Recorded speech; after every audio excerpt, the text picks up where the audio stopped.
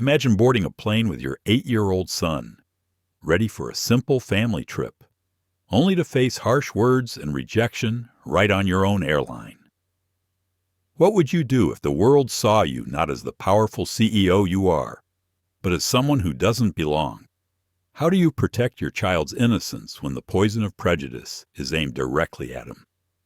This is the story of Nathaniel Carter, a calm and resilient black CEO who faced shocking disrespect in first class and the ripple effects of standing tall in the face of blatant discrimination. What happens when dignity is challenged at 35,000 feet? Can a single act of grace spark change in a world too often divided by color and fear? Join us as we unravel this powerful journey of courage, injustice, and hope that shook an entire airline and maybe the world beyond. If you believe in standing up for justice and the power of dignity, hit like, share this story, and subscribe to our channel for more inspiring stories that remind us why respect must never have a price tag. Let's dive in. The polished cabin lighting shimmered across the cream-colored leather seats of first class, bathing the space in a golden hush. It smelled faintly of citrus-scented cleaner and fresh upholstery, the kind of smell that suggested order, quiet luxury, and exclusion. Nathaniel Carter walked slowly down the aisle with his 8-year-old son, Jaden, at his side. There was no urgency in his steps, only a soft grace. He wore a plain slate-gray sweater, dark jeans, and old sneakers that had clearly seen better days. His salt-and-pepper beard was trimmed neatly, and a quiet focus lived behind his dark brown eyes. Jaden clutched a well-loved stuffed elephant in one hand and his boarding pass in the other. He had been counting the days for this trip with his father. It was their first vacation alone together since his mom passed 2 years ago. He didn't understand everything about grief yet, but he knew his dad smiled more when it was just the two of them. Their first-class tickets had been a surprise. "Because you've been brave," Nathaniel had said that morning, gently tapping his son's chest where his heart was. Brave people deserve wide windows and warm seats. As they reached row 2, Jaden's eyes widened. The seats were huge. 2 leather thrones separated by a wide armrest, screens bigger than his tablet, headphones wrapped in plastic. Everything shimmered like it had been cleaned just for them. "This is it," Nathaniel said, checking his pass.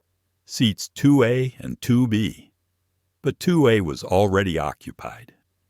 A middle-aged woman sat firmly planted in the window seat, legs crossed, designer heels peeking from beneath expensive slacks. Her blonde hair was styled to precision, not a single strand out of place. A gold brooch shaped like a hawk gleamed on her silk blouse. Her fingers, adorned with rings, gripped the armrests as if they might lift her away from inconvenience. Nathaniel offered a calm smile. "Excuse me, ma'am. I think that's our seat. My son has 2A. The woman looked up slowly. Her eyes, a sharp ice blue, swept over Nathaniel, then Jaden, then back to Nathaniel. Something flickered there. Not surprise, not confusion. Something colder. "You must be mistaken," she said flatly. Nathaniel raised his brow slightly, still calm. "I'm quite sure. Would you mind double-checking your boarding pass?" "I don't need to check anything," she said.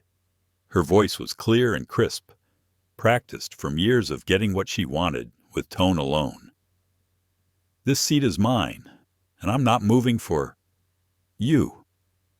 There was a pause in the air, not loud, but definite. A silence that other passengers noticed, even if they pretended not to. Nathaniel felt the familiar shift, the way a space could suddenly feel like a stage.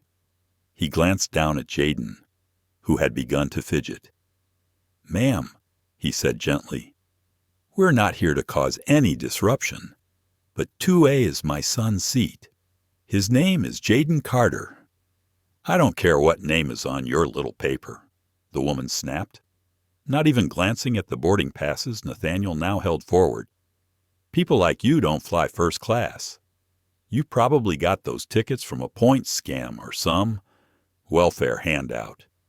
I paid real money to be here. Jaden flinched slightly. Nathaniel put a hand on his son's shoulder. Grounding him, I assure you, the tickets are legitimate, Nathaniel replied, voice still level. We checked in early. No one else was assigned this seat. A small laugh escaped the woman's lips. She turned toward the aisle, as if daring the flight attendants to get involved. Her voice grew louder, clearly intended for the surrounding passengers. They bring their kids to make you feel guilty. But I've seen this before. It's a scam. They always play the victim. I'm not moving. Nathaniel didn't raise his voice. He didn't lean forward, but something behind his eyes began to shift. Not rage, not even frustration. Something deeper. A resignation edged with clarity. He had hoped his son wouldn't witness this. A young man seated across the aisle peeked over his laptop screen. Another passenger lifted her phone, pretending to check something, but clearly watching. The subtle cues of passive approval or discomfort moved through the cabin like a ripple. Jaden looked up, confused. Daddy, why is she being mean to us? Nathaniel didn't answer immediately. He gave his son a small squeeze on the shoulder, then exhaled through his nose. It was the sound of someone choosing restraint. From the front of the cabin, a flight attendant approached. Her name tag read Cheryl. She wore a forced smile and tucked a strand of red hair behind her ear. There was tension in her posture, the kind that comes from witnessing too much and speaking up too little. Is everything okay here? She asked, already knowing the answer. No problem, Nathaniel replied softly, holding up their boarding passes. Just a seating issue. This is my son's assigned seat. Cheryl scanned the passes. She could see clearly they were accurate, valid, purchased. She looked at Jaden, then back at Nathaniel. But her voice didn't align with the facts. Perhaps we could look at other options, she said, eyes flicking toward the woman in the seat, just to avoid any further discomfort. Nathaniel's expression didn't change, but there was a new silence now. Not surrender, not confusion, something stronger. We're not asking for special treatment, he said, only the seat we paid for. The woman in the seat, Deirdre Langston, her name finally revealed by her monogrammed handbag, snorted. There's clearly been a mistake, she said, or worse. You know how these people operate, always looking for handouts. Don't let them guilt trip you. Behind them, a gray-haired woman clutched her purse a little tighter. A man in a business suit muttered something under his breath. Every whisper added weight. Jaden moved closer to his father. The excitement in his face had been replaced by confusion and embarrassment. Nathaniel could feel it in his bones. He had come here for peace, for fatherhood, for joy. But the world wasn't ready to let him just be a dad. Not yet. The tension in row 2 didn't dissolve. It thickened, settled into the air like humidity before a storm. Nathaniel Carter stayed standing, his left hand resting protectively on his son's shoulder while his right held the boarding passes. He wasn't just holding paper. He was holding truth.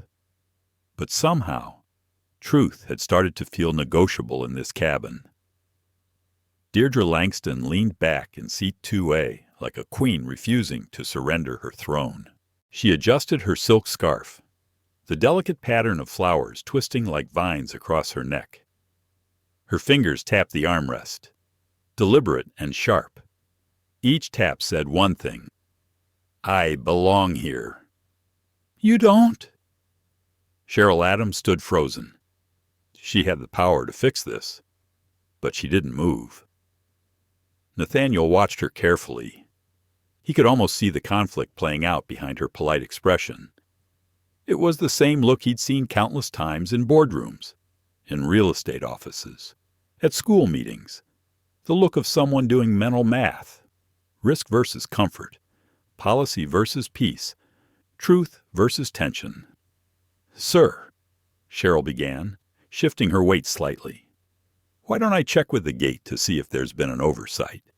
Sometimes assignments shift last minute due to upgrades or—" "There was no shift," Nathaniel said calmly. "These seats were purchased weeks ago, directly. Not upgraded, not transferred. They're ours." He didn't raise his voice. He didn't need to, but the force in his tone was undeniable. Cheryl looked away. Across the aisle, a man in his 30s closed his laptop, not pretending anymore. His coffee sat untouched, steam curling up in silence. Behind him, a woman in pearls whispered something to her husband. He glanced at Nathaniel, then at Jaden, then back down to his lap. "I'm sorry," Cheryl said, softer now. "It's just that Miss Langston has flown with us for years. She's a loyalty platinum member. We just want to make sure there's no misunderstanding." The implication was clear. Deirdre Langston was a known quantity. Nathaniel and his son were unknown. That alone made them suspicious. Deirdre let out a long sigh, smiling smugly as if she had already won. "I told you," she said, almost musical. "They probably bought economy and slipped into first. Happens all the time. I've seen it before." Nathaniel didn't flinch. "Do you want to verify our boarding passes?" he asked Cheryl, who hesitated. "I have."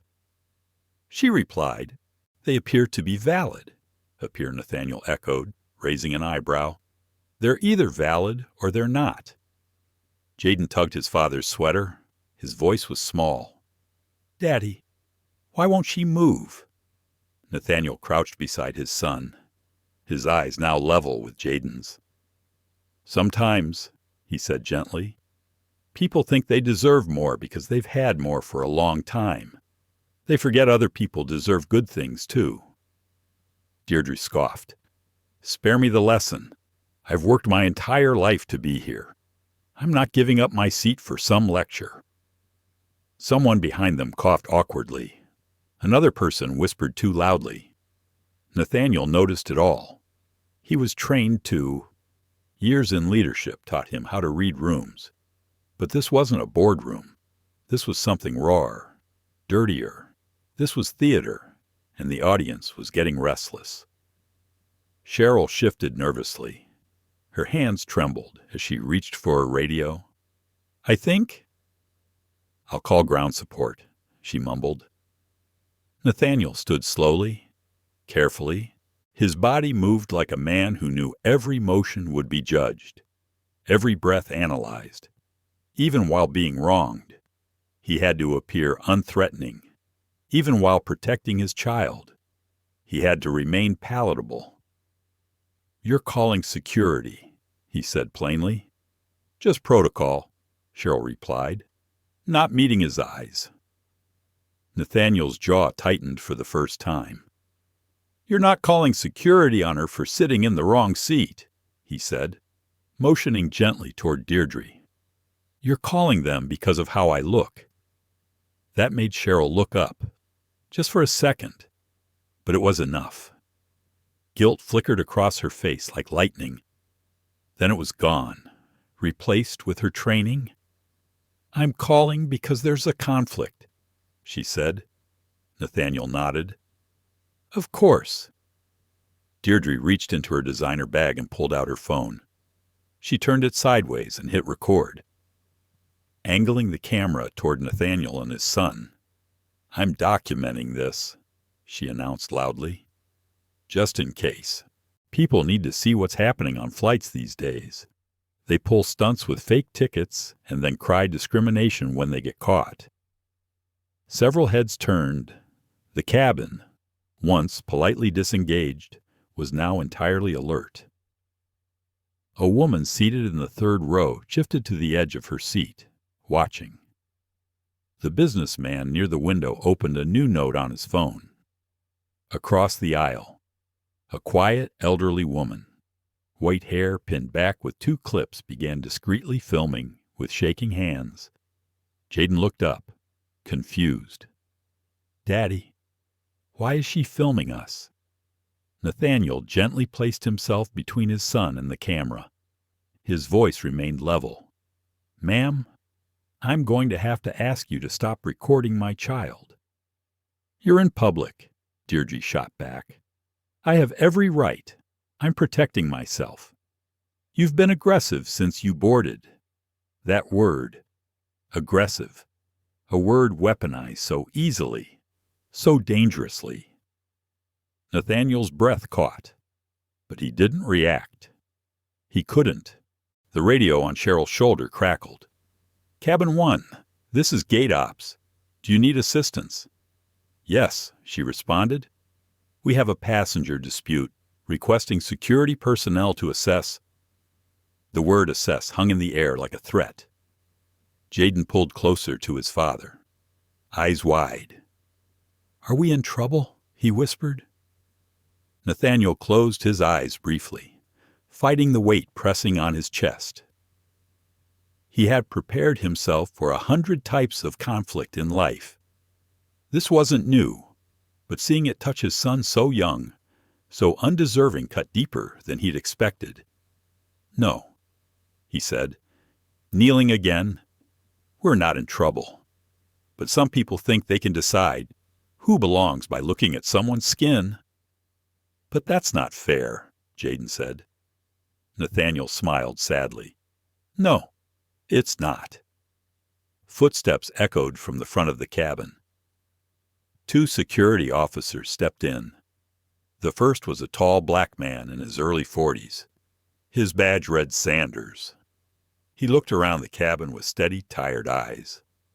The second, a white officer named Collins, moved with more authority, his jaw tight, his stance firm.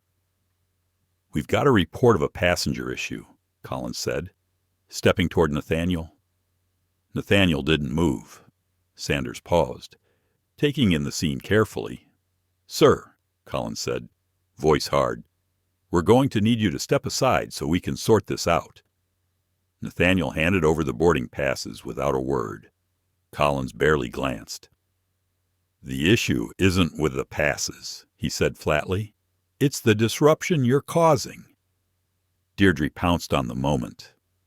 "They've been harassing me since they got here," she said, fake tremble in her voice.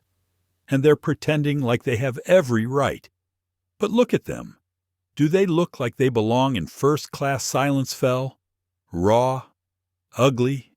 Everyone heard her. No one stopped her." Jaden looked around at the staring faces, some curious, some skeptical, some quietly agreeing. Nathaniel saw the shift in his son's posture. The excitement was gone, the wonder gone, now replaced with shame. And Nathaniel knew, deep in his soul, that this flight was going to teach his son a lesson no child should have to learn. That dignity could be challenged not by truth, but by perception. And the most dangerous seats in first class were not the ones assigned. They were the ones defended with prejudice. Officer Collins stood with squared shoulders and arms folded tightly across his chest, as if bracing for turbulence that hadn't come from the sky. His eyes stayed fixed on Nathaniel Carter, though Nathaniel hadn't raised his voice once. Not a single step had been taken out of line. Not a single hand gesture made. Still, suspicion dripped from every glance Collins gave. Officer Sanders, in contrast, kept scanning the room. He looked at Nathaniel, at Jaden, then at Deirdre Langston sitting smugly in seat 2A with her phone still angled to record. Sanders saw something else. Not just tension, not just disruption. He saw a child gripping his father's wrist like it was a lifeline, a child whose eyes darted between strangers with the caution of someone much older, a child whose smile had vanished. "This child shouldn't even be in first class," Deirdre said again, louder this time, addressing the entire first-class section. "Look around. You know I'm right. They don't belong here. This is what happens when you let people buy status they didn't earn." Passengers stirred, some shifting uncomfortably in their wide leather seats. A few exchanged glances, but no one spoke. Not yet. The businessman sitting across from Deirdre Howard Whitmore kept his arms crossed, eyes narrowed, jaw working back and forth. He had flown first class for decades. His suit was tailored, his cufflinks discreet. To him, decorum was a form of morality, and right now, he was struggling. He believed in rules, in hard work, in earning what you had. But when Deirdre had pointed at the boy, when her words sliced through the air with venom, something had shifted in him. His grandchildren were biracial. His daughter-in-law was black. And though he'd never admitted it out loud, he had wrestled with that at first, told himself it didn't matter. But it did. It mattered now. Because the boy Deirdre was humiliating looked just like his grandson. He opened his mouth to speak, but the words died in his throat. Not yet. Vivian Hartley sat behind them, silent, her expression unreadable. Her fingers, manicured and pale, trembled lightly on the edge of her clutch. The face in front of her, Nathaniel's, looked eerily like someone she used to know. Not the features, but the weight in his eyes, the calm, the quiet fury. Her childhood nanny, Miss Thelma, used to wear that same look when Vivian's parents ignored her dignity. Vivian had said nothing then, just like now. But her stomach ached with shame. Marco Reyes, the young architect across the aisle, pressed record on his phone under his tray table. He knew this kind of story. His grandfather had told him stories just like it.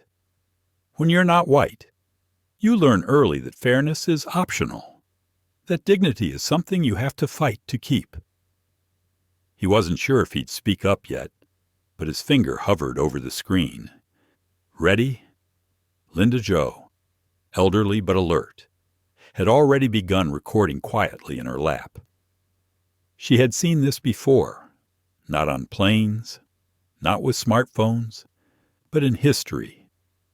She had been interned during World War II, 8 years old, the same age as the boy now shrinking into his father's side. Linda knew the weight of eyes, knew the slow burn of silence, and she knew the cost of staying invisible when you should stand up. The only question was whether she still had enough courage left in her old bones to do so. Jaden tugged at his father's sweater again. "Daddy," he whispered, "are we getting kicked off?" Nathaniel closed his eyes for a moment. When he opened them, his face was composed, but the pain flickered at the edges. "No," he said. "We're not the problem here." "But they don't believe us," Jaden said. "Even the people in the uniforms don't believe us." Officer Sanders finally spoke. "Ma'am," he said to Deirdre, his voice calm but firmer now, "I need you to stop recording the child immediately. He's a minor." "Oh, please," Deirdre scoffed. "Now I'm the criminal. I'm the one being harassed. I'm just protecting myself. I've flown this airline for 20 years. I don't deserve to be treated like this." Nathaniel turned to Sanders. "Officer," he said, handing over both boarding passes again, "you're welcome to scan them yourself. You'll find that seats 2A and 2B belong to me and my son." Sanders took the passes and studied them carefully. He frowned slightly. "These are valid." He confirmed. Collins barely blinked. "The issue isn't the passes. he said. "The issue is the disruption." "What disruption?" Nathaniel asked. Still calm, Deirdre answered for him. "Exactly this. All this drama. Look at the scene they're causing. He's intimidating the crew. That's enough to get someone removed." "He hasn't raised his voice once," Marco Reyes said suddenly, surprising even himself. "I've been sitting here the whole time. He's been calm. She's the one yelling." The words hung in the air like a dropped glass. The silence that followed was sharp and immediate. Deirdre turned. "Oh, and now we're collecting allies. You people always circle the wagons. It's all performative." "You people?" Linda Jo asked softly, rising slowly from her seat. Her voice, though aged, was steady. Deirdre faltered. "I didn't mean—" "Yes, you did," Linda said. And then, like dominoes tipping, the atmosphere shifted. Vivian Hartley stood. "I've been sitting here in shame," she said, voice shaky, watching this unfold and doing nothing. But that boy, she looked directly at Jaden. "He reminds me of someone who once cared for me when no one else did. And I can't be silent now." Howard Whitmore adjusted his cufflinks, then slowly rose to his feet. "My grandson," he said quietly, "is biracial. And I would never forgive myself if he were treated this way and no one stood up for him." Cheryl Adams, still frozen near the bulkhead, watched with growing horror. Her face was flushed, her fingers clenched. She had been taught to follow the manual, to de-escalate, to keep everyone calm. Her grandmother, who had scrubbed floors in private homes just so Cheryl could wear this uniform, had taught her something different. Dignity is not about silence. It's about knowing when to speak up. And she had failed. Nathaniel didn't gloat. He didn't even smile. He looked down at his son, who was watching it all with wide, cautious eyes. "This," Nathaniel said gently, "is what happens when you stay calm, when you trust truth to rise." Jaden looked up at him. "But it took so long," he said. Nathaniel nodded. "I know." Officer Sanders stepped between Nathaniel and Deirdre now. "Ma'am," he said, voice hardening, "you need to vacate the seat immediately. Your boarding pass shows 3D, not 2A. Deirdre's mouth opened, then closed. Her face drained of color. "You can't be serious." "We are," Collins added reluctantly. Passengers watched as Deirdre was asked to move, her live stream still running, though she was no longer narrating. Her hands trembled as she clutched her handbag, no longer confident, no longer triumphant. The damage had already been done, but so had something else. A collective reckoning had begun. And Nathaniel knew this was no longer just about a seat. It was about a mirror. And the question was simple. When people looked in, would they like what they saw? The plane hadn't even left the tarmac, yet the air inside the cabin felt as though it had shifted altitude. As Deirdre Langston was escorted to her actual seat in row 3, she shrunk into herself. The arrogance that once poured from her every motion now dripped in slow, bitter silence. People avoided her eyes. The glow from her phone, once a proud badge of power, now flickered dimly in her lap. Nathaniel Carter helped his son into seat 2B. He sat beside him in 2A, where they'd belonged all along. But the victory didn't feel clean. The battle had been seen, judged, and won. Still, something lingered. A bruising that didn't show, one that settled just beneath the skin. Jaden leaned back against the seat, his little face pressed near the oval window. His voice, when he finally spoke, was barely above a whisper. "Daddy, why did nobody help us?"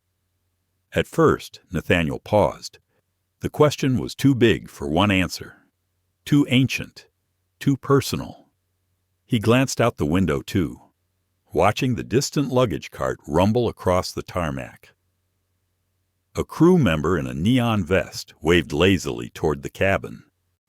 Because sometimes, he said slowly, people freeze when something wrong happens. They wait for someone else to speak. They don't want to make a mistake or cause a scene. They convince themselves that being quiet is being polite. Jaden turned to him. But it wasn't polite. It felt like nobody cared.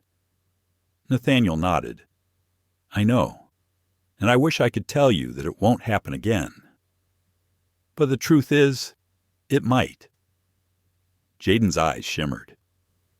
Even when we're not doing anything wrong. Especially then. It was an answer no father should ever have to give. But it was the truth. And Nathaniel had promised himself long ago that he would never lie to his son, just to make the world look prettier than it was. Behind them, a soft voice broke through the quiet. Excuse me? It was Linda Jo. Her face was gentle now, eyes watery but kind. I just wanted to say thank you, she said, looking at Nathaniel. And to your son, too, for being strong and for staying calm when the rest of us didn't. Nathaniel offered her a small nod. Linda stepped closer, placing her hand lightly on the top of Jaden's seat. When I was your age, she said to him, people locked my family away because of how we looked. We weren't allowed to speak up, but you did today, and I want you to know. That's brave. Jaden looked at her, quiet for a moment. Did they let you go eventually? Linda replied. But I never forgot the feeling, and that's why I couldn't stay quiet this time. Jaden nodded. Linda smiled faintly and returned to her seat. A few rows ahead, Cheryl Adams stood behind the galley curtain, her back pressed against the wall. She'd watched everything unfold. Now! She pressed a trembling finger to the call button on the intercom. She needed to talk to the captain, because this wasn't just about a seat assignment anymore. This flight had become a story, a headline, a symptom.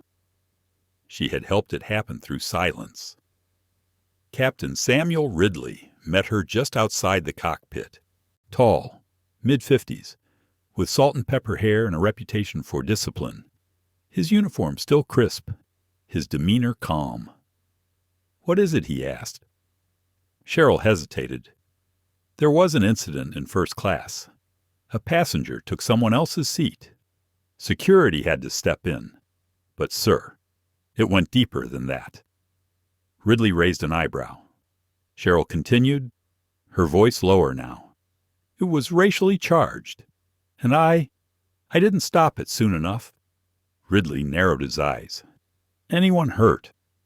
No, she said quickly. But there was emotional damage. To a little boy, and to his father. We mishandled it. Captain, I mishandled it. Ridley exhaled through his nose, then nodded. Bring the father to the front. I want to speak with him. Back in row 2. Nathaniel looked up as Cheryl approached. Mr. Carter, she said softly. The captain would like a word with you. If you're willing. Jaden looked alarmed. It's okay, Nathaniel told him. I'll be right back. The aisle parted as he walked forward. Passengers watched him now with a mix of shame and curiosity. Some offered him tight, apologetic smiles. Others looked away. Inside the cockpit, Captain Ridley greeted him with a firm handshake. Mr. Carter, he said, thank you for coming. Nathaniel offered a nod. I want to offer a personal apology, Ridley said, his tone steady. What happened today doesn't reflect our values. And it shouldn't have happened, not on this flight, not in our industry. Nathaniel studied the captain's face, searching for sincerity. Thank you, he said after a beat, but apologies mean more when they lead to change. Ridley nodded slowly. I agree, which is why I'd like to do something else. He reached into the console and pulled out a small, laminated pass. This is a lifetime priority pass for you and your son, he said, placing it in Nathaniel's hand. Any flight, any time, you'll never have to prove your seat again. Nathaniel stared at the card. It wasn't justice, but it was a gesture. And sometimes, gestures mattered. Back in his seat. Jaden perked up as Nathaniel returned and slid into 2A again. What did the captain say? Nathaniel smiled faintly and showed him the card. Jaden's eyes widened. Whoa, so we can sit in any seat we want now, Nathaniel chuckled. Not quite, but we won't have to fight for the seats we paid for. Jaden nodded slowly, then leaned into his father's side. Daddy, yeah. Do you think when I grow up, I can make things different? Nathaniel looked at his son for a long time. You already are, he said. And in that quiet moment, while engines roared to life and the plane prepared for takeoff, something settled. Not closure, not peace, but the beginning of it. Across the cabin, Marco Reyes put down his phone. Vivian Hartley wiped her eyes. Howard Whitmore looked out the window, thoughtful, and Linda Jo folded her hands, whispering a prayer. The plane began to roll forward, slowly, steadily, carrying them all into the sky, where judgment and truth had collided, and where, for the first time, the weight had begun to shift. The child's question had cracked something open, and in the hush of ascent, the answers were still forming. The hum of the engines deepened as the aircraft lifted off the runway. Seatbelt signs glowed overhead, but the real weight in the cabin was unspoken. Jaden pressed his forehead against the window, watching the city lights dissolve into clouds. For a moment, everything below looked like tiny, scattered stars. He didn't know how to name the emotion in his chest. It wasn't fear. It wasn't relief.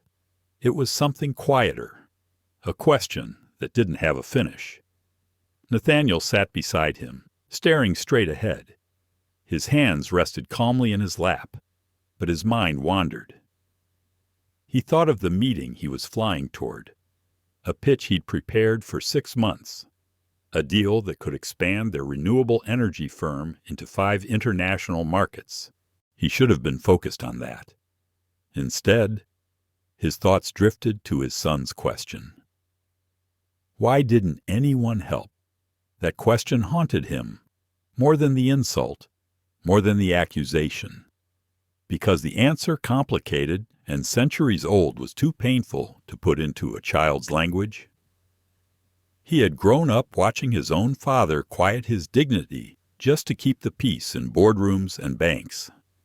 Nathaniel had promised himself he'd build something different, something no one could question.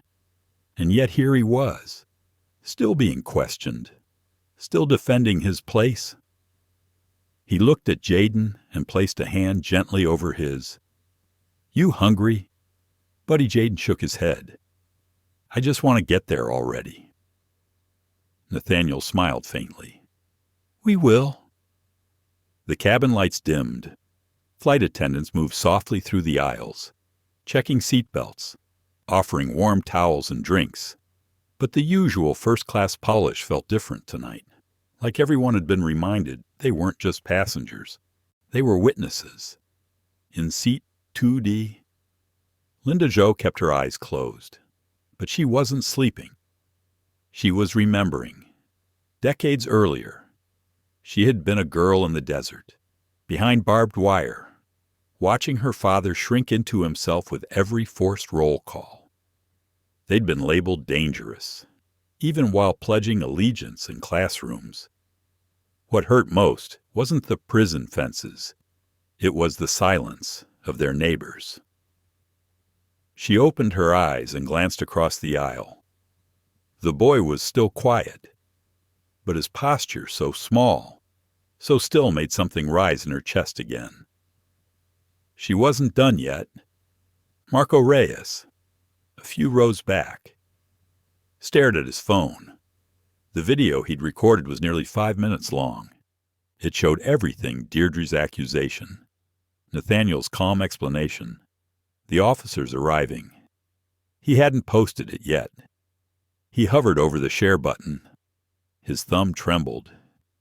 He thought of his younger sister, Maria, who had been bullied last semester for speaking Spanish too loudly in the cafeteria. She'd come home crying, asking if she should change her name. Back then, he hadn't known what to say. Maybe now. He did. He clicked upload. Vivian Hartley reached for her glass of Chardonnay but paused mid-air. She could still hear Deirdre's voice echoing in her head. They don't belong here. It stung because she recognized that voice. Not just in Deirdre, but in her own mother. Her country club friends. The offhand comments she'd laughed at because it was easier than objecting. She looked at the child again. Belonging wasn't granted by income, or boarding pass, or skin color. Belonging was a birthright. Howard Whitmore stirred uncomfortably in his seat. His tablet screen sat dark in front of him, the business report forgotten. His eyes flicked toward the boy, then back to his hands. His grandson's name was Eli, half black, brilliant, kind. Once. Eli had asked him why people looked twice at them in the grocery store. Howard hadn't known what to say. Now he did. He reached into his briefcase and began typing an email.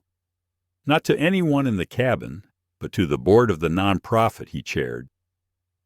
He was going to propose a new program, one focused on access, mentorship, and representation. He'd start with first-class internships for kids who never saw themselves sitting in these seats, and he'd name it after Eli, in the cockpit. Captain Ridley adjusted the altitude slightly, his eyes scanning instruments out of habit. But his mind wasn't on air pressure or turbulence. It was on the look in that child's eyes, the kind of look you don't forget, the kind that lingers in the quiet moments between meetings, between cities, between years. He made a mental note to speak with corporate when they landed. It wasn't enough to be neutral anymore. Not in policy, not in tone. He'd flown for 32 years. He'd never had to question his place in the sky. But maybe it was time he helped others feel just as certain. In the galley, Cheryl Adams leaned against the counter, staring at her reflection in a stainless steel panel. She had expected a quiet overnight flight, maybe some turbulence over the Rockies, but not this. Not a moral wake-up call at 30,000 feet. She kept seeing Nathaniel's face calm but bruised, and the boy's eyes, wide and searching. Cheryl reached for the intercom again, not to make an announcement, but to record a private message. Her voice, though steady, shook at the edges. This is Flight Attendant Cheryl Adams. Crew 17. I want to log a personal report regarding today's incident. I believe I contributed to the mishandling of a racially charged seating dispute by failing to intervene sooner. I am requesting a formal debrief and cultural training session for our team. I also want to apologize to passenger Nathaniel Carter and his son Jaden for the harm caused. She hit save, then she exhaled. That was a start. Back in 2A. Nathaniel glanced at his son again. Jaden had drifted to sleep, his head tilted to the side, mouth slightly open, one arm curled beneath him. The innocence in that face made Nathaniel ache. He reached into his carry-on and pulled out a worn leather notebook. Not for business notes, for memories. He opened to a blank page and began to write. Flight 613, First Class, Tuesday, My son's first lesson in public courage. He paused. Today, he saw what it means to stay calm when others shake, to speak truth with soft strength. And he watched strangers choose silence or solidarity. He kept writing, not for LinkedIn, not for press, but for Jaden, for the day he would ask again, and for the day Nathaniel would be ready to answer with more than just words. The seatbelt sign blinked off. Passengers began shifting, murmuring, stretching limbs. But something deeper had stretched too. Not just comfort, conscience. The plane soared forward, carving through darkness, and inside the cabin, quiet stillness filled the space where harm had sat, not erasing it, but transforming it, not forgetting, but remembering, because the sky held memory, and so did they. The cabin had grown still again, the kind of stillness that follows a shared moment, a hush that held the weight of everything said, and everything yet to be reckoned with. The beverage cart rattled faintly down the aisle. A child giggled softly in coach. Overhead, the cabin lights remained dimmed, but inside the hearts of several passengers, something had ignited. Back in row 2, Nathaniel Carter glanced at his son. Jaden slept soundly now, wrapped in a blanket the flight crew had brought him. His breathing was steady, but his earlier questions still echoed in Nathaniel's ears.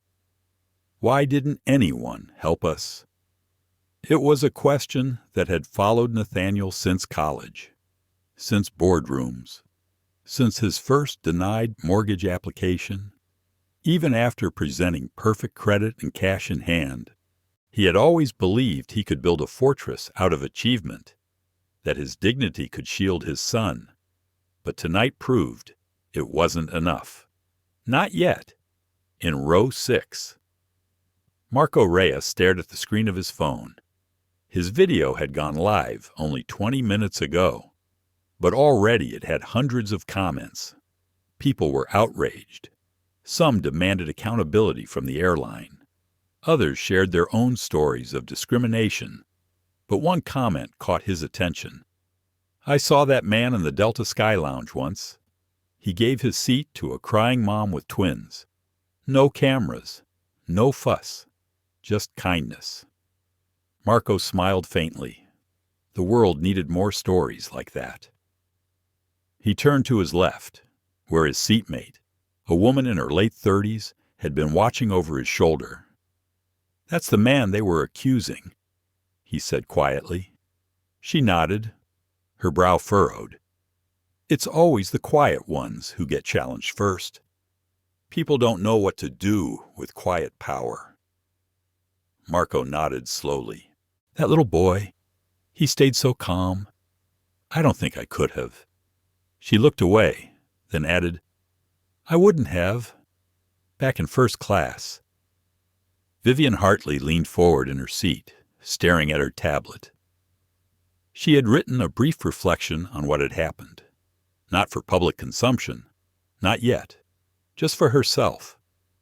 She'd grown up in a family where appearances were everything, where you smiled through discomfort, praised the help for being so polite, and locked the doors instinctively at every red light downtown.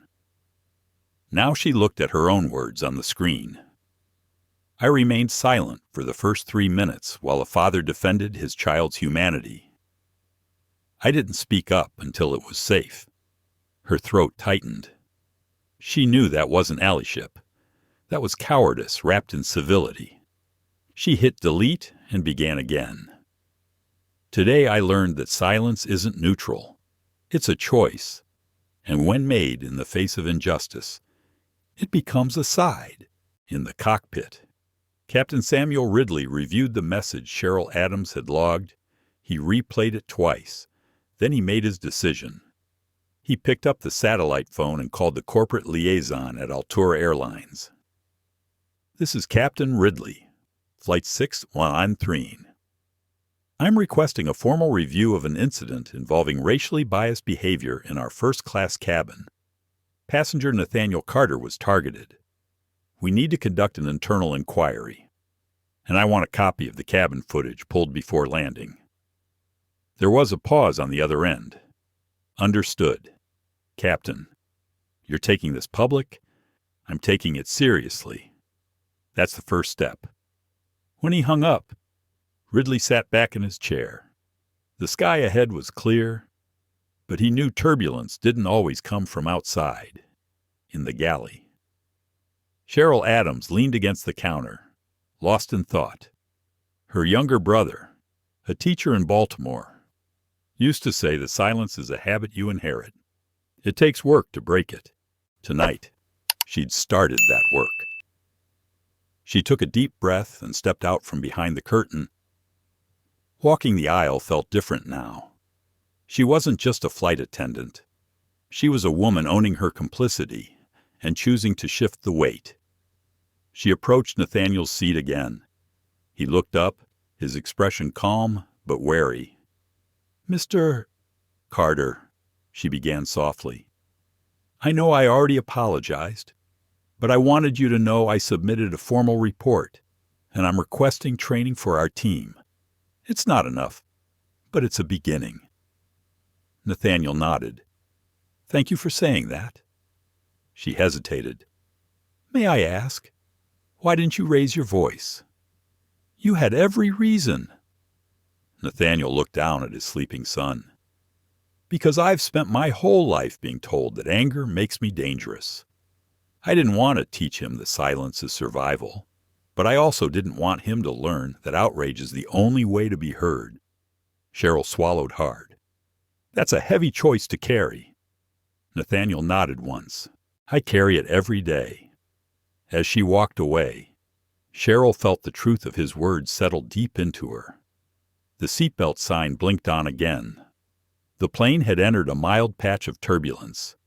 Passengers adjusted their trays and leaned back, gripping armrests out of instinct.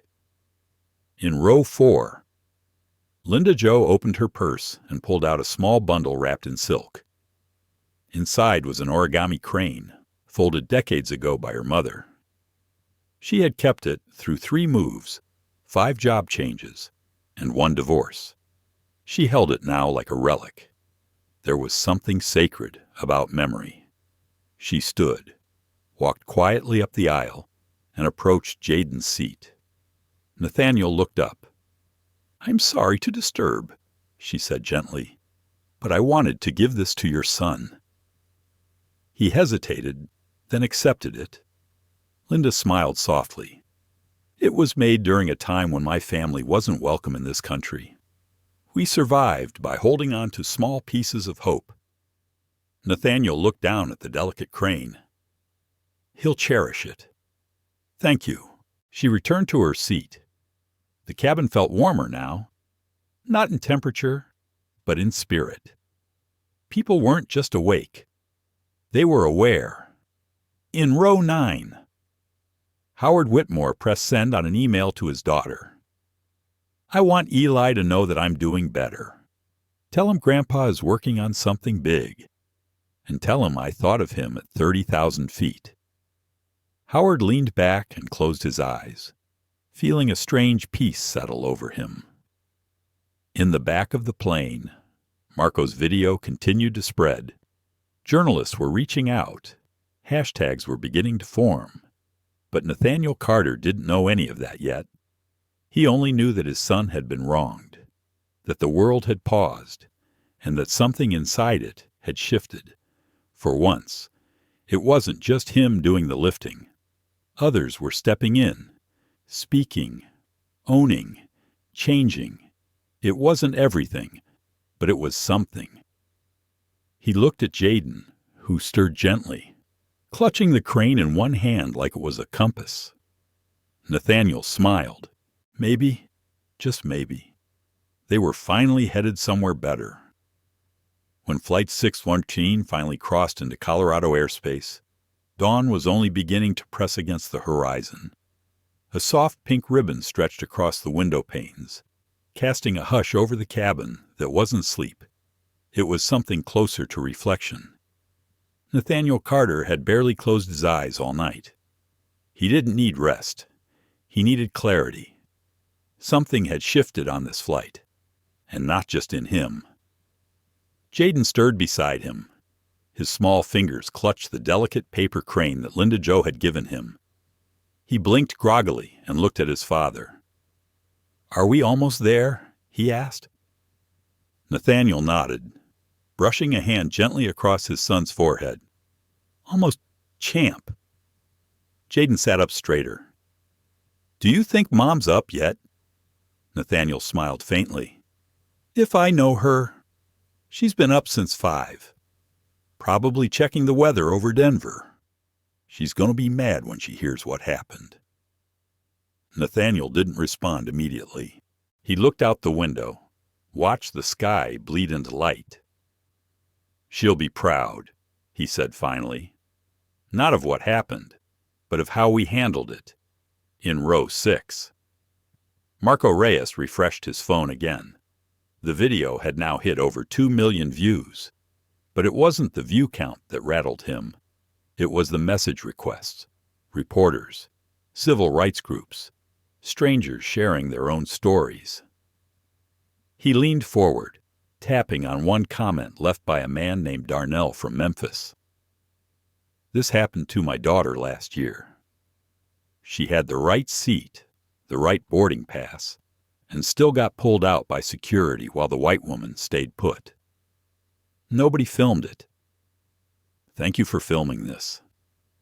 Marco stared at those words. Then he opened his notes app and began typing a statement, not for virality, for accountability. On the other side of the aisle, Vivian Hartley sat upright, a fresh coat of lipstick softening her exhausted features. Her tablet glowed with a half-written article draft. She had decided to submit it to her magazine anonymously. She called it, "When You Finally Look in the Mirror at 35,000 Feet. In it, she described the way silence can be a wall, how we decorate it with manners, wealth, and distance until we don't even notice we're on the wrong side of history. She wrote about a little boy whose father carried himself like a king, and how that dignity exposed every crack in her own armor. She ended the piece with a single line. "I hope my daughter grows up in a world where his son never has to ask why no one helped." Behind her, Linda Jo sipped green tea from a ceramic thermos she always carried on long flights. She had stopped trusting airline coffee decades ago. Her hands were old now, veined and delicate, but they still remembered how to fold paper, how to hold grief, how to pass strength through small gestures. She thought of her own grandchildren and how they had stopped speaking Mandarin in public because they didn't want to stand out. She had told them stories of her father's resilience, her mother's quiet pride. Now, she had a new story to tell them. In the cockpit, Captain Samuel Ridley kept his gaze on the horizon. Denver traffic control had just cleared their descent path. He had been flying commercial aircraft for over 3 decades. He had seen births, proposals, deaths, and breakdowns in the sky. But what happened tonight would stay with him forever. He reached for the intercom but hesitated. Then he pressed the button. "Ladies and gentlemen, we've begun our initial descent into Denver International Airport. Estimated time to landing is 23 minutes. Please make sure your seat backs are upright and tray tables secured."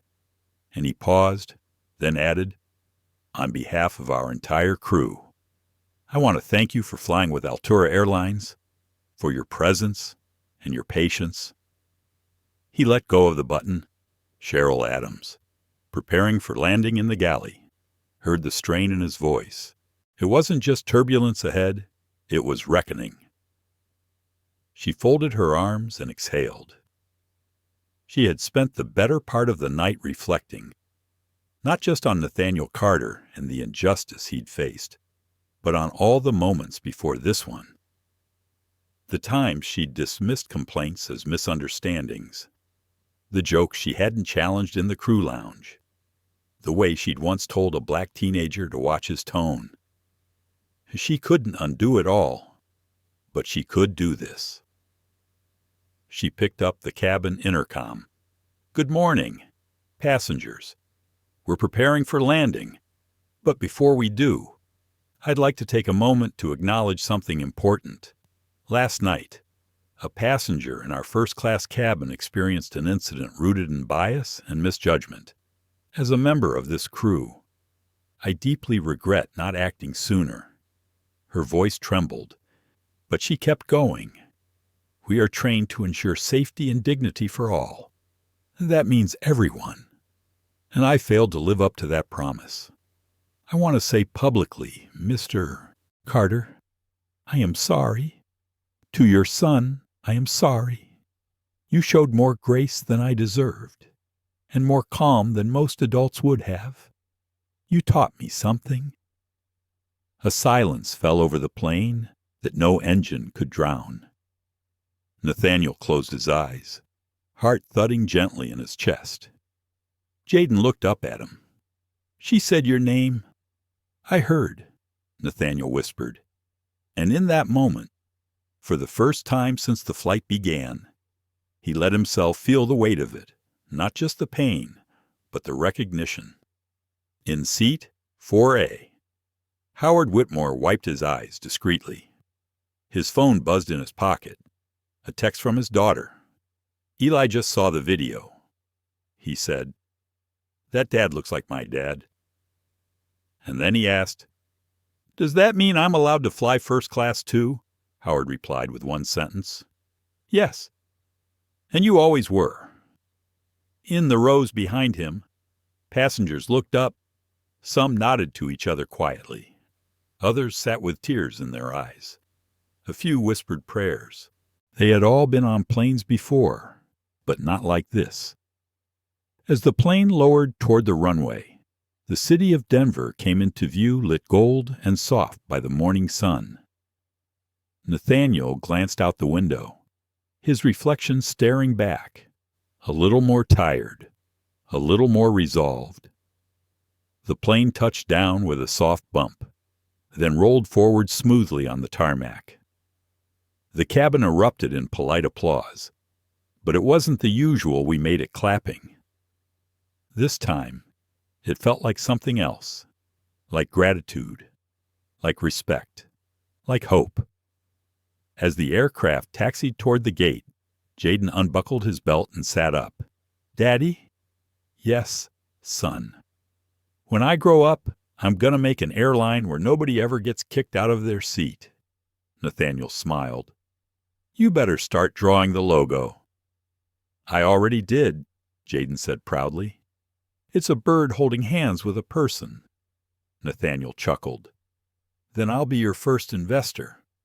They gathered their belongings slowly. The paper crane still sat on the armrest between them. Nathaniel picked it up gently, tucked it into his inside jacket pocket. As passengers began to disembark, Cheryl waited at the front, standing a little straighter than before. When Nathaniel and Jaden approached, she offered a quiet nod. "Thank you for your dignity," she said. Nathaniel replied simply, "Thank you for your courage." They stepped onto the jet bridge and into a world that had just begun to change. Denver International Airport buzzed with its usual early morning rhythm, rolling suitcases clacking over tiled floors, voices echoing over boarding announcements, families reuniting with quick embraces, and flight crews hustling through terminal corridors with focused steps. But something had changed for the passengers of Flight 6113. There was a strange quiet among them as they stepped off the jet bridge. A collective pause, like they all knew they'd just experienced something deeper than a red-eye flight. They'd witnessed a fracture in something invisible, and perhaps the beginning of repair. Nathaniel Carter adjusted the strap of his leather carry-on and guided Jaden through the gate area. The boy clutched his plush astronaut backpack and held tightly to his father's free hand. His other hand was still wrapped around the origami crane. They moved quietly, weaving past the gate signage and toward the nearest escalator. Several passengers glanced their way. Some offered subtle nods. One man, wearing a flannel shirt and baseball cap, simply said, "Respect, brother," and kept walking. Nathaniel nodded once. No words necessary. In his periphery, he noticed Marco Reyes waiting by a pillar, phone in hand. Marco stepped forward cautiously. "Mr. Carter." Nathaniel turned. "Marco. Right. Yeah. I'm the one who recorded the video last night. I just wanted to say thank you for how you handled everything. I hope you don't mind that I posted it. I was careful to keep your son's face out of the shot." Nathaniel looked at the young man for a long moment, then extended his hand. "I appreciate that. And for the record, you did the right thing." Marco looked relieved. I didn't know if it would help or hurt, but people need to see how this stuff plays out, especially when it's subtle, when it's not screaming in your face."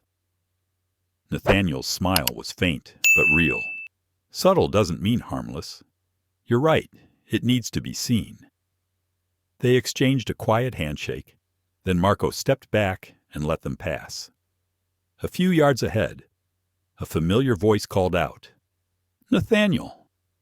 He turned to see his wife, Denise, standing near the security checkpoint.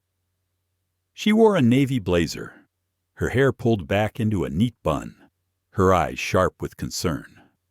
But the moment she spotted Jaden, her features softened. She knelt, arms outstretched. Baby Jaden sprinted toward her and melted into the embrace. Nathaniel approached more slowly. Denise looked up at him over their son's shoulder, her expression already asking 1,000 questions. "He's okay," Nathaniel said, reading her eyes. "We're both okay." She stood, holding Jaden's hand. "What happened?" He took a breath. "I'll explain it all. But for now, just know that we were reminded the world isn't as far along as we thought." Denise's face fell. "I saw something about it online. Someone texted me a clip. You looked calm, too calm." "I had to be," he replied. "For him? For myself?" She nodded slowly. "I know, but you shouldn't have to be. No one should." Back in the terminal, Cheryl Adams stood at the gate desk with her crew. Their flight duties were over. But Cheryl lingered, her mind replaying every detail of the night. She had filed her incident report, yes, but something still tugged at her. She needed to do more. She turned to the crew coordinator, a middle-aged man named Alan. "I want to speak to HR directly. Today." Alan blinked. "You sure?" "Yes," Cheryl said, voice steady. "And not just about this one incident. About all of it. I've seen things. We all have. We joke about it. We let it go. But that's part of the problem." Alan gave a slow nod. "All right, I'll make the call." Cheryl walked away, her spine straighter than it had been in years. In a media room several terminals over, a PR rep for Altura Airlines had just received a notification. The video had been picked up by 3 major news networks. One of the top tweets read, "A black father is wrongly accused of lying about his first-class seat. His 8-year-old watches it unfold. The man says nothing, but the world speaks up." Flight 3, Dignity in the Sky. The VP of Communications, Meredith Klein, rubbed her temples. "This is going to be a firestorm." Her assistant chimed in. "They're saying the passenger is Nathaniel Carter, founder of Vantage Systems, the aerospace guy. Forbes list." Meredith froze. Oh, hell. She immediately began drafting a statement. Back outside, Nathaniel, Denise, and Jaden had found a quiet cafe in the arrivals area. They sat at a small round table, a tray of muffins and hot chocolate between them. Jaden munched happily. Denise watched him with guarded tenderness. Nathaniel took a sip of coffee, then exhaled slowly. I didn't tell you what he asked me. Dee? On the flight. She glanced at him. What did he ask? After it happened, he looked at me and said, Why didn't anyone help us? Denise went still. Nathaniel continued, his voice low. I didn't have an answer. Not one that wouldn't break him. Denise reached across the table and placed her hand over his. But someone did. Eventually. That counts. I know, he said. It shouldn't take going viral for people to be decent. She nodded. They sat in silence for a long moment. Then Jaden held up the paper crane. Can we keep this forever? Denise smiled softly. Yes, baby. We'll keep it forever. Near baggage claim. Vivian Hartley paced back and forth, trying to reach her editor. When the call finally went through, she didn't hesitate. I'm sending you something. Anonymously. For now. But I need it published by tonight, the editor asked. Op-ed no. Confession. She hung up. Her fingers hovered over the send button. Then she clicked it. Truth. Released. Elsewhere in the airport, Howard Whitmore sat on a bench near the exit. He'd canceled his connecting flight. He needed to go home and think. He opened a note app and began composing an email to the CEO of Altura Airlines. In it, he wrote about what he'd seen, about what he hadn't said, about what he planned to do from now on. I own shares in your company, he concluded, and as a shareholder, I expect policy change, but more importantly, as a grandfather to a child who looks like Jaden Carter, I expect humanity. He hit send. Then he called his daughter. Tell Eli. Grandpa wants to take him on a trip this summer. First class. Just the two of us. You sure? Dad Howard smiled. I'm sure. We've got some flying to do. Meanwhile, in the employee lounge, Cheryl was finishing her call with HR. She requested a meeting, not just for herself, but to start a full equity audit. This isn't just about optics anymore, she said firmly. It's about structure, training, reporting channels. We need systemic reform. The HR director hesitated. That's a tall order. I've spent 20 years helping build this culture. Cheryl said, Now I want to help fix it. Outside. Oh, the day brightened. Sunlight spilled across the tarmac, and inside the terminal, small acts of change were already underway. The morning following Flight 613's landing, the internet had become a battleground of voices. News outlets headlined the story. Prominent black CEO mistreated on his own airline. Public outcry grows Altura under fire.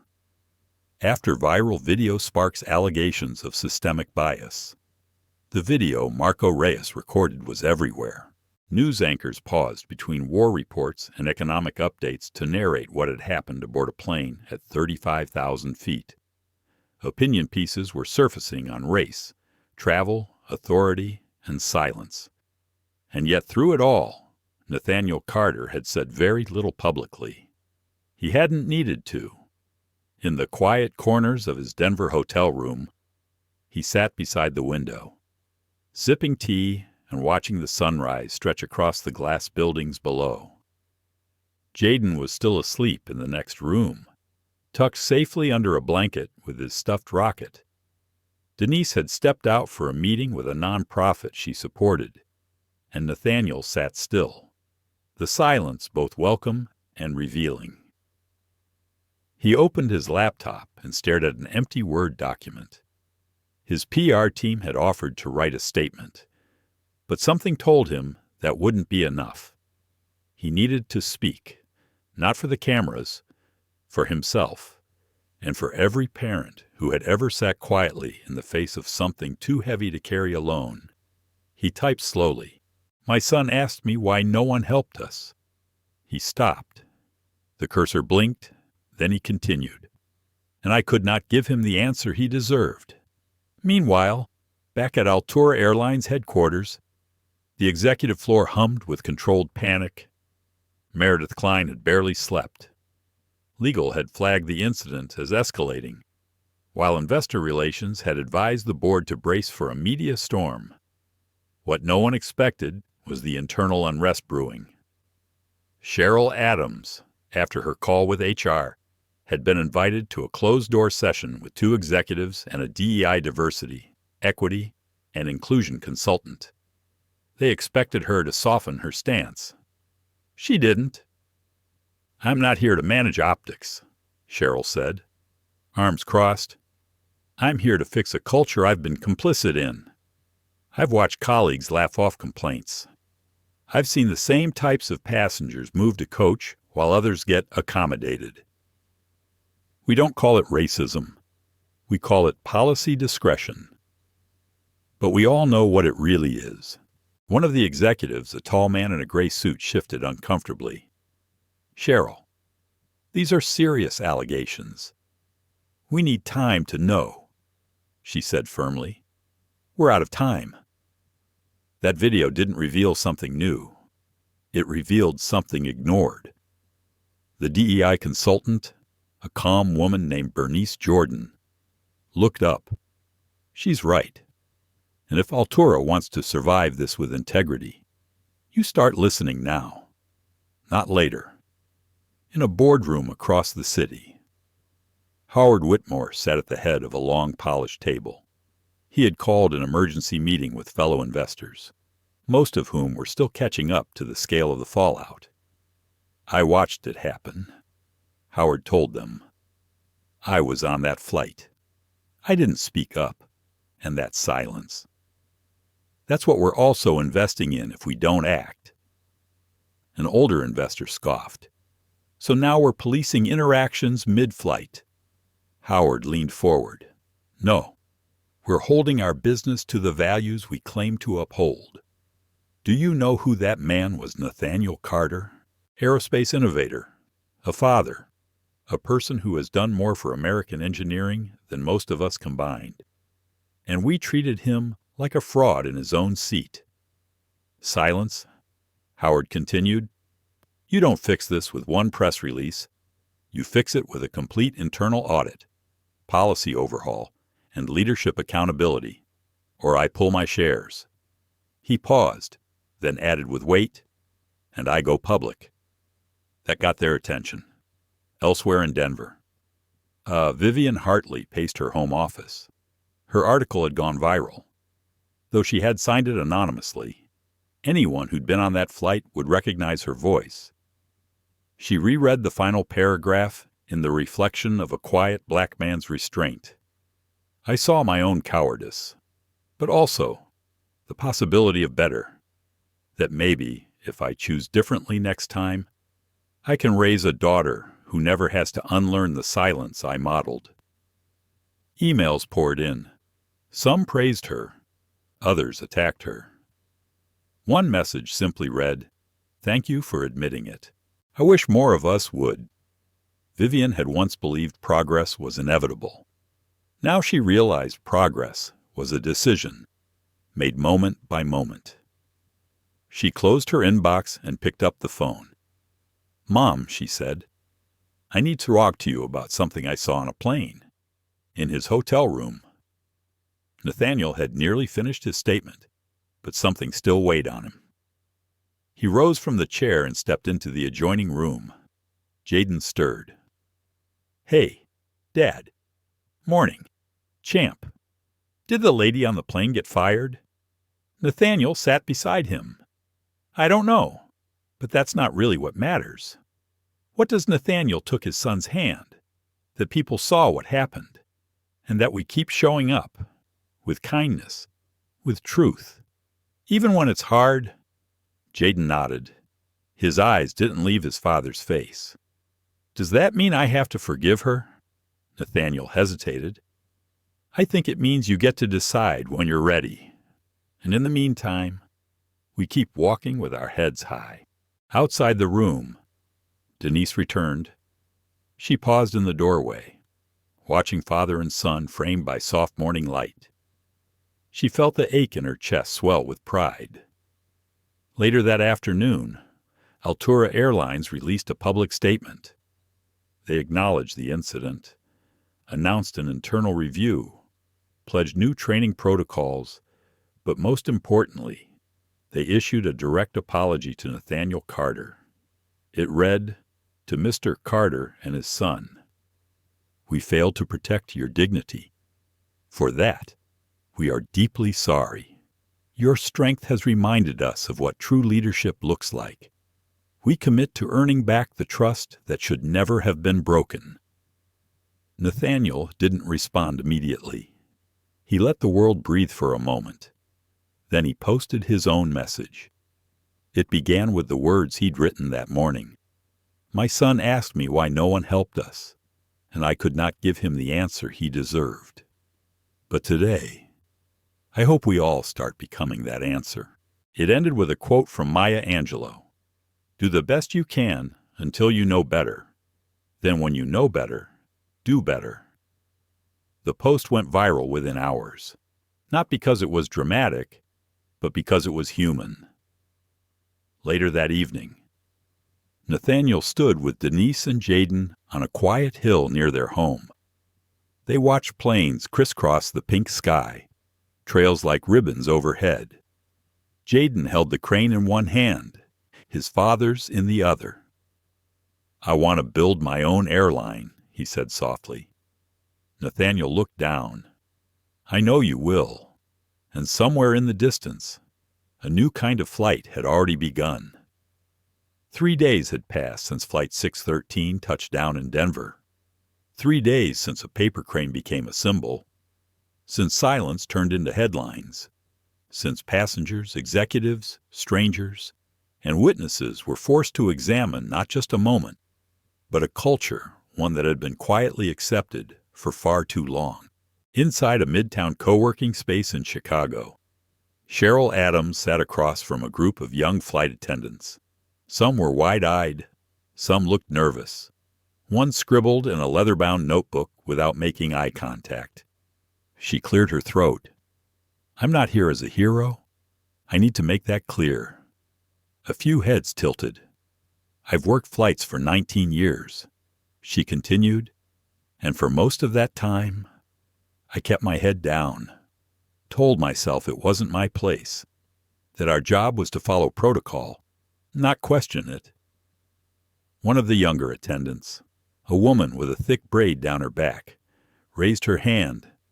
"But isn't protocol supposed to protect people?" Cheryl nodded slowly. "That's what I believe too, until I realized it was often used to protect the wrong people, or worse, used against the right ones." Another hand went up. "Is it true the airline offered you hush money?" Cheryl smiled bitterly. "They offered me a transfer. Said I'd be happier away from the media storm. I declined." A chuckle rippled across the table. She leaned forward. "This isn't about me. It's about all of us deciding whether we're going to be guards of a broken system or builders of something better."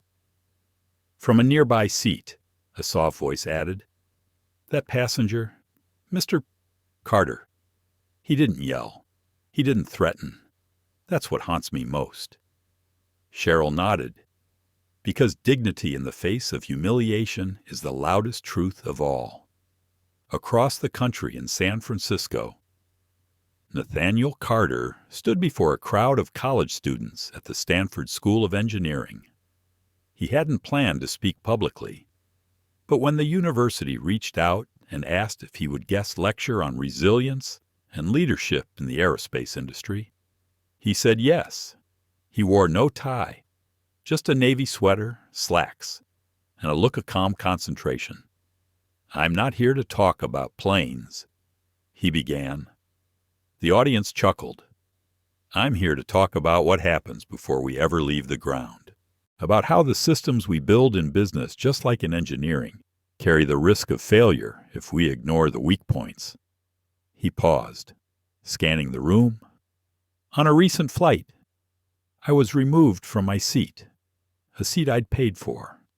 My son watched it happen. He didn't cry. He asked a question, one I couldn't answer.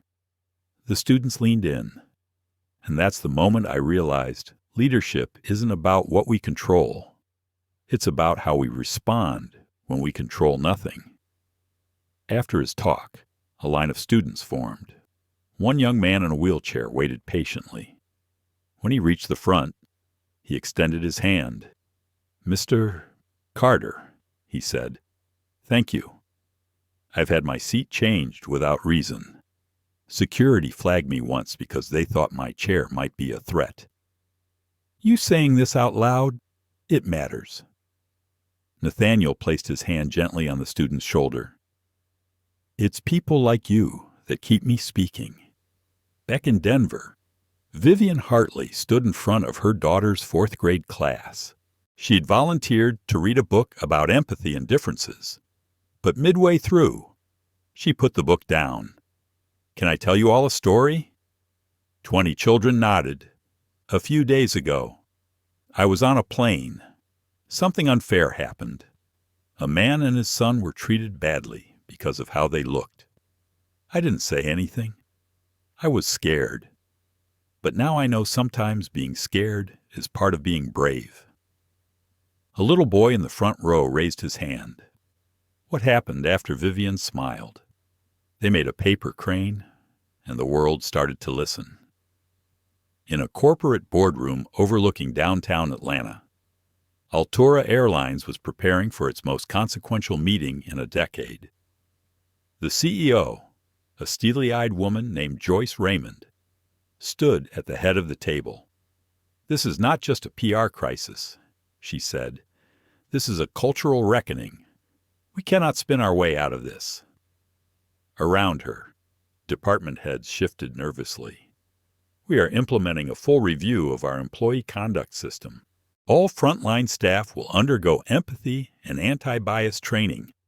Our policies regarding seat verification, passenger profiling, and incident de-escalation will be rewritten from the ground up."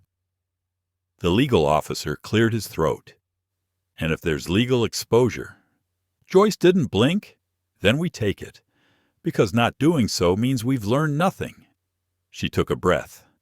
"And I've reached out personally to Mr. Carter. We are offering more than an apology. We are offering partnership." Murmurs filled the room. He built part of our navigation system. His company, Vantage Systems, helped us save millions in fuel efficiency. It's time we stop seeing passengers as problems to solve and start seeing them as people.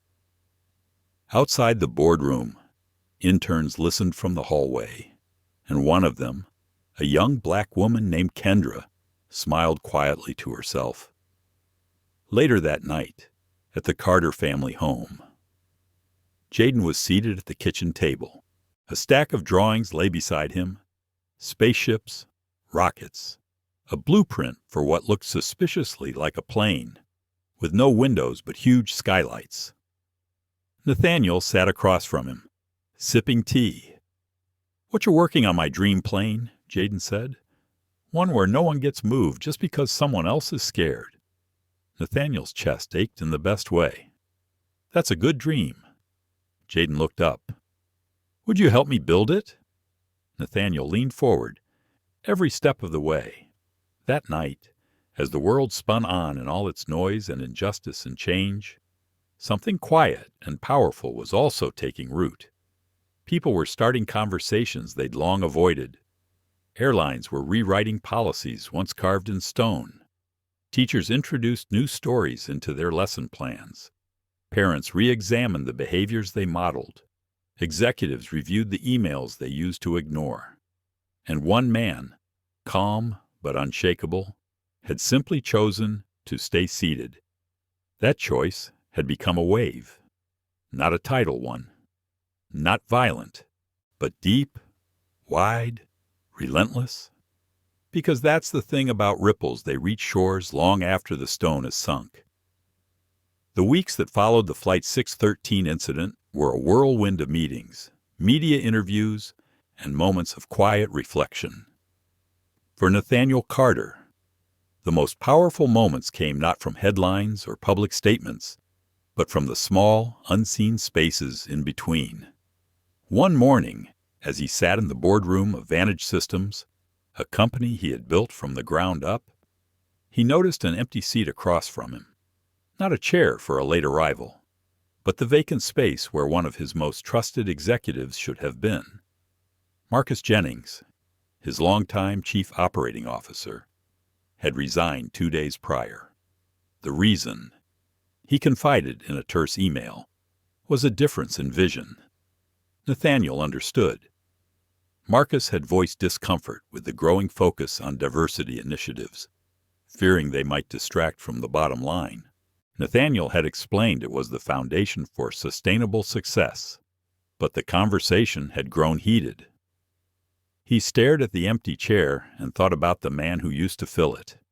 Ambition, loyalty, pride, but also fear. Fear of change. Nathaniel turned to his assistant. Please prepare to begin the search for a new COO, someone aligned with our values. Later that day, Denise brought Jaden to visit a local community center where they had sponsored a STEM program for underserved youth. Jaden's eyes lit up as he saw rows of laptops, 3D printers, and colorful posters celebrating inventors of all backgrounds. "Can I try coding?" he asked a volunteer.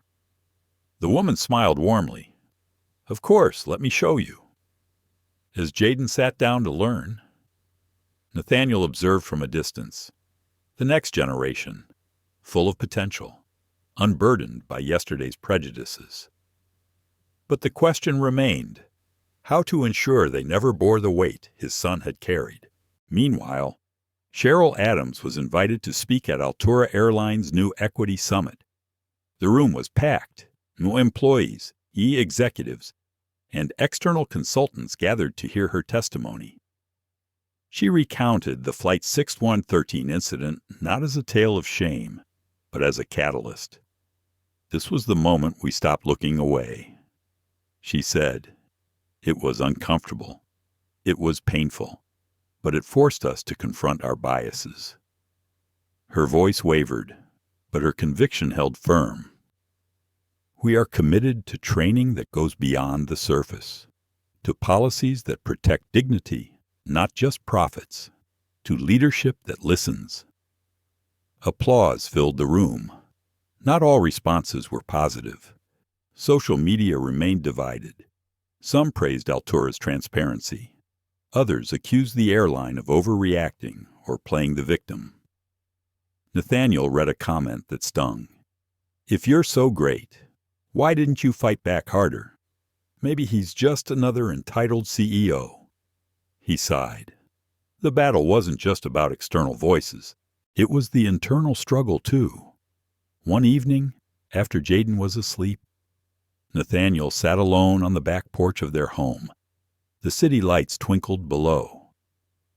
He thought about the seat, the one Deirdre Langston had occupied that night. He thought about Karen Wilson, the passenger who had harassed them, now banned from the airline.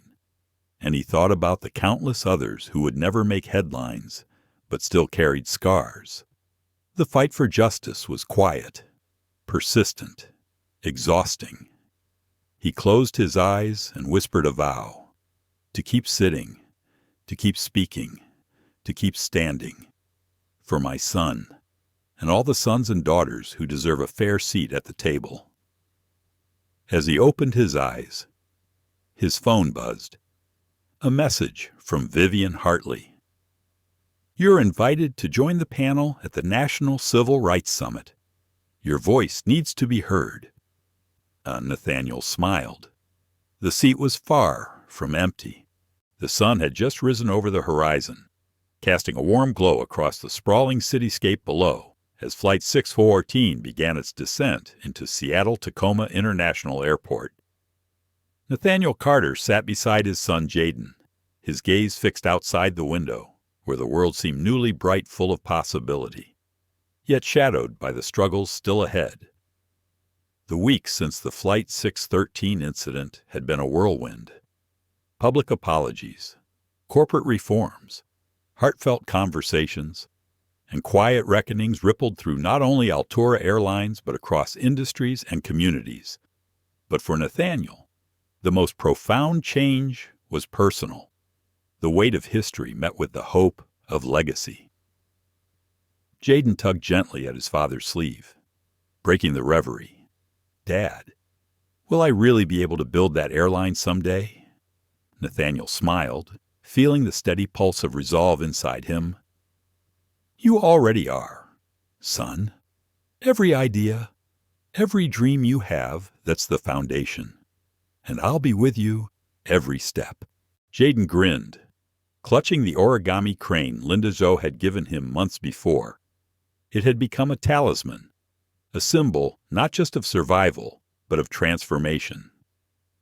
As the plane touched down with a smooth thud, Nathaniel reflected on the journey they'd traveled not only across the country, but through the complexities of prejudice, resilience, and dignity. The fight was far from over, but the path forward was clearer. At the airport, Denise awaited their arrival, her eyes bright with pride and cautious optimism. She embraced them both.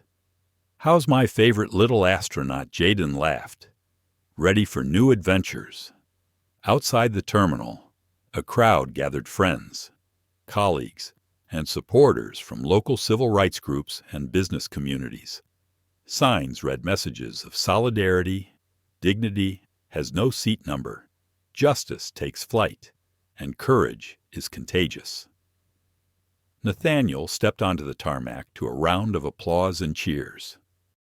The moment was humbling, a testament to how far the world could move when voices rose in unison. Days later, in a sunlit conference room filled with natural wood and glass walls, Nathaniel sat alongside his new chief operating officer, Maya Bennett, a woman of fierce intelligence and unwavering integrity. Maya embodied the change Nathaniel hoped to see within his own company and beyond. "We have a unique opportunity here," Nathaniel said, "to not only innovate technology, but transform culture, to set standards that others will follow." Maya nodded. "Absolutely. It starts with accountability but grows through empathy. We'll launch comprehensive training programs, ensure transparent reporting mechanisms, and actively recruit diverse leadership." Their plans were ambitious, but both understood that true progress required patience and persistence. That evening, Nathaniel returned home to find Jaden sprawled on the living room floor, sketches of airplanes and symbols scattered around him. "What are you working on?" Champ Jaden looked up with a sparkle. "I'm designing the cabin of my airline. Every seat has a story and a promise." Nathaniel chuckled. "Tell me about the promise." Jaden sat up, his eyes shining. "That no one ever feels invisible, that everyone's voice is heard, that kindness is the first-class service we all deserve." Nathaniel's heart swelled. In that simple declaration, the entire journey was distilled pain, hope, and a future where dignity wasn't a privilege, but a birthright. Months later, Nathaniel took the stage at the National Civil Rights Summit, sharing his story with thousands gathered under bright lights and expectant eyes. He spoke not only of the injustice, but of the power in choosing to remain seated, to maintain calm, and to demand respect. He shared the lessons learned that change was neither quick nor easy, but inevitable when courage met commitment. The crowd listened, rapt. Among them were young activists, corporate leaders, students, and everyday people hungry for a better world. After the speech, a young woman approached, her hands trembling as she extended a folded paper crane. "Thank you," she whispered, "for showing me that even small acts can inspire big change." Nathaniel accepted it with gratitude. Keep folding. Keep fighting. As the summit concluded, Nathaniel felt a renewed sense of purpose. His role was evolving from a CEO defined by innovation to a leader defined by justice. He thought of Jaden, now more than a son, a symbol of what could be achieved. Together, they had turned a moment of hate into a movement of hope. And as they looked to the horizon, they saw new skies waiting to be explored, vast, open, and inviting.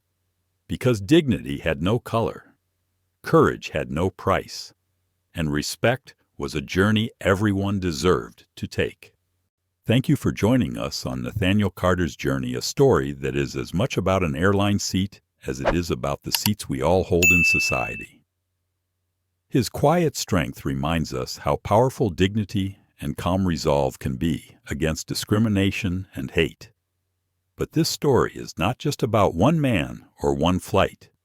It's a call to confront the prejudices we all carry, and to fight for a world where no child or adult ever feels like they don't belong. If this story moved you, please like, share, and subscribe to our channel. Your support helps spread awareness and keeps important conversations alive. Stay with us for more videos that challenge injustice, celebrate courage, and inspire change. Because every story matters, and every voice deserves to be heard. Until next time, keep standing tall and showing kindness in every seat you take.